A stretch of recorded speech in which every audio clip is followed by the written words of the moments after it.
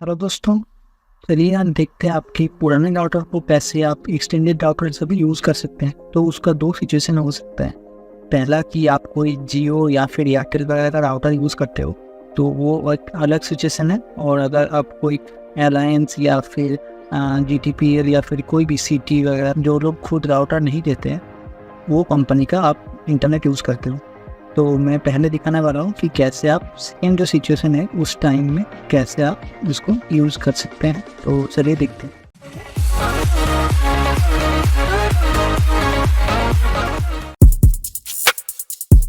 तो main router होगा उसमें हम कुछ नहीं करेंगे, सिर्फ जो एक्सटेंशन करने वाला राउटर उसमें चेंजेस करना।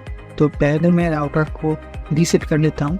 राउटर का बैक साइड पे जो स्विच रहता है जिस पे रीसेट लिखा होता है उसको 10 सेकंड तक प्रेस करके रखना है। एंड जब राउटर का सभी लाइट एक साथ एक बार ब्लिंक करते हैं तो उस स्विच को छोड़ देना है एंड राउटर रीसेट हो जाएगा।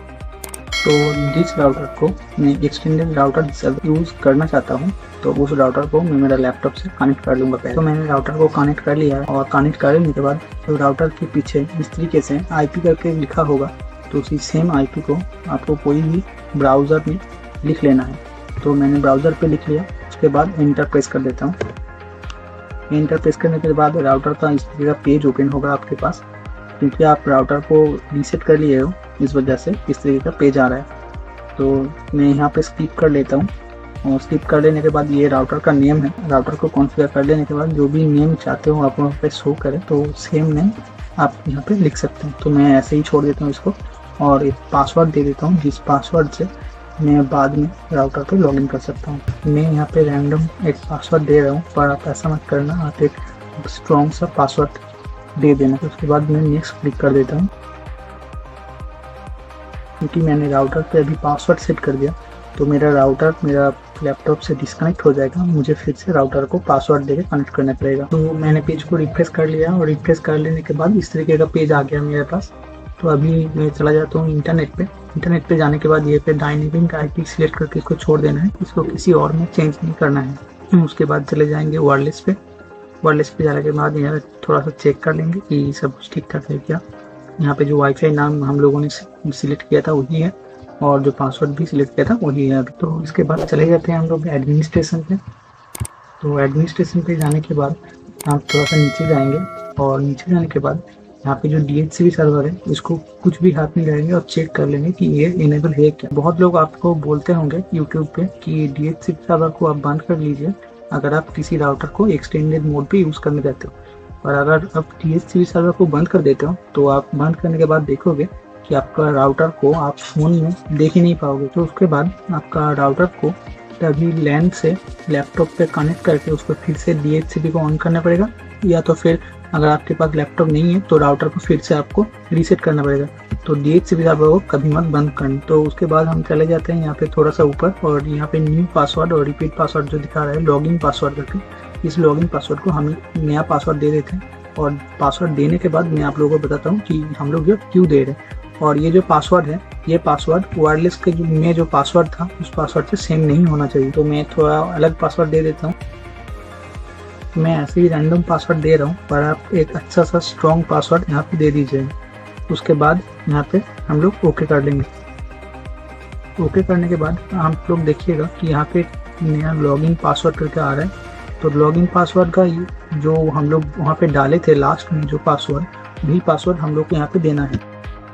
तो हम लोग यहाँ पे क्यों वो वाला पासवर्ड दिए थे आप लोगों को बता देता हूँ। अगर कोई सोच लीजिए कि आपका राउटर पे कनेक्ट हो गया, आपने उसको पासवर्ड दिया, वो आपका राउटर पे कनेक्टेड हो गया, उसके बाद वो इस तरीके का पेज ओपन कर सकता है। क्योंकि आपका ये जो लॉगिन पासवर्ड हम लोगों ने लास्ट में दिया, आपने ये लॉगिन पासवर्ड नहीं दिया तो वो खुद ही एडमिन पासवर्ड डाल के यहाँ पे लॉगिन कर लेगा और उसके बाद वायरलेस पे जाके यहाँ पे कुछ भी पासवर्ड चेंज कर सकते हैं, जिससे आप फिर से राउटर पे कनेक्ट नहीं हो पाओगे। फिर से आपको राउटर को रीसेट करके फिर से कॉन्फ़िगर करना पड़ेगा।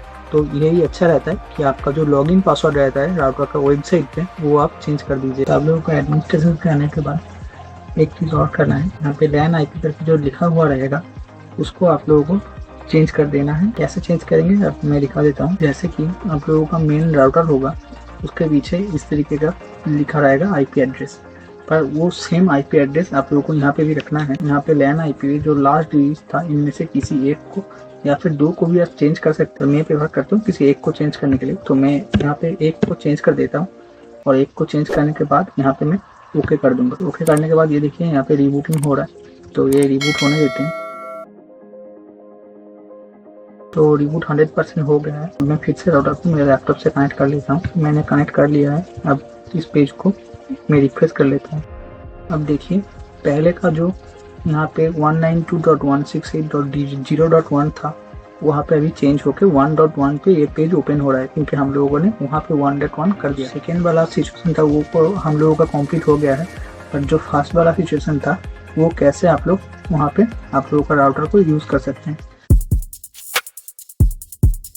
तो सिर्फ इसी जगह पे चेंज करना है। जो लैन आईपी है वहाँ पे आप लोगों का अगर जियो या फिर एयरटेल के राउटर पे रहेगा कि 1.1, तो आप लोगों को चेंज करके लास्ट वाला पोर्शन को एक घर से ज़्यादा कर देना है। जैसे कि अगर 1.1 था तो मैं वहाँ पे कर दूंगा 1.2। अभी ओके प्रेस कर देना है। तो अभी हम लोगों का राउटर यूज़ करने के लिए एकदम परफेक्ट हो चुका है। तो अब हम क्या करेंगे, जो हम लोगों का मेन राउटर है उसका लैन पोर्ट से इथरनेट कनेक्ट करके उस इथरनेट का दूसरा साइड हम लोगों का जो सेकेंड वाला जो हम लोग राउटर यूज कर रहे हैं एक्सटेंड करने के लिए उस राउटर का WAN पोर्ट में इनपुट कर देंगे। और इनपुट करने के बाद ही हम लोगों का जो कनेक्शन है वो चालू हो जाएगा और हम लोग जो सेकेंड वाला राउटर है वो as a extended router use कर सकते हैं। मैं मेरा स्पीड दिखा देता हूँ। मेरा सेकेंड वाला राउटर पे मेरा लैपटॉप को कनेक्ट कर, तो मैंने कनेक्ट कर लिया। उसके बाद मैं यहाँ पे स्पीड टेस्ट लिख लेता हूँ। स्पीड टेस्ट लिख लेने के बाद थोड़ा सा नीचे चले जाना है, ओकला स्पीड टेस्ट को ओपन कर लेना है।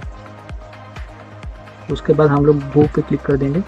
तो गो पे क्लिक करने के बाद हम लोग यहाँ पे थोड़ा सा चेक कर लेंगे कि डाउनलोड और अपलोड कितना आ रहा है। तो देखिए अच्छे खासा स्पीड आ रहा है अभी मेरे पास। तो आप भी इसी तरीके से राउटर को यूज़ कीजिए। Thank you.